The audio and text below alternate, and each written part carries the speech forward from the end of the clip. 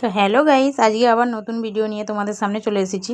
তো ছোটো মেয়ে তো সেকেন্ড ইউনিটের পরীক্ষা হচ্ছে, তাই কোনো ভিডিও বানাচ্ছি না। তো আমি আর বড় মেয়ে দুজনে মিলে বেরিয়ে পড়েছি আজকে ডাক্তারখানায় যাব বলে। তো ডাক্তারখানায় যাওয়ার সময় দেখছি আমার গাড়ির চাকায় হাওয়া নেই, তাই আমি চলে এলাম এই দোকানটায় হাওয়া দিতে।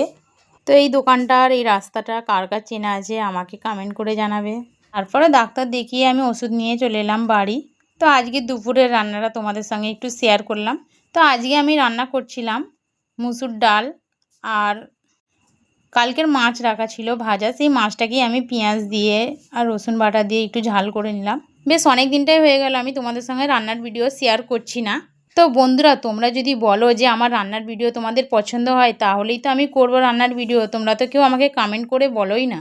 জানি না, হয়তো আমি রান্না করতে পারি না, তাই আমার রান্নাটা তোমাদের কারোরই পছন্দ হয় না, সেই কারণে আমার ভিডিও তোমরা পছন্দ করছো না। দেখো বন্ধুরা, এত কষ্ট করে ভিডিও বানাই, এত পরিশ্রম করি, তারপরেও যদি না ভিউ আসে, আর যদি না আমাকে কেউ কমেন্ট করে বা কেউ সাবস্ক্রাইব যদি না করলো, তো তোমাদের কি আমাদের ভিডিও এতটাই খারাপ লাগে যে তোমরা আমাকে সাবস্ক্রাইবই করো না কেউ? তোমরা নতুন অতিথি মনে করে আমাকে একটু সাপোর্ট করো না প্লিজ। ছোটো মেয়ে পরীক্ষা দিয়ে আসার পরে ছোটো মেয়েকে ভাত বেড়ে দিলাম, ও খেতে বসলো। আমরা বিকেলবেলা চলে যাব আমার বাপের বাড়ি। তো আমরা এসেছি বলে আমার ছোটো ভাইজি কত আনন্দ পেয়েছে দেখো। সত্যি কথা বলতে না, আমরা ওদেরকে না দেখে থাকতে পারি না, আর ওরাও আমাদেরকে না দেখে থাকতে পারে না, তাই সারাদিনে একবার হলেও আমরা যাই ওদের কাছে দেখা করতে। আমরা যদি না একদিন যাই, তাহলে ওরা তার পরের দিনই আমার কাছে চলে আসবে দেখা করতে। আমার ভাবি বানিয়েছিল এখানে চানা, আমরা বসে বসে চানা খাচ্ছিলাম, আর ওখানে এসে গেছে ফলওলা।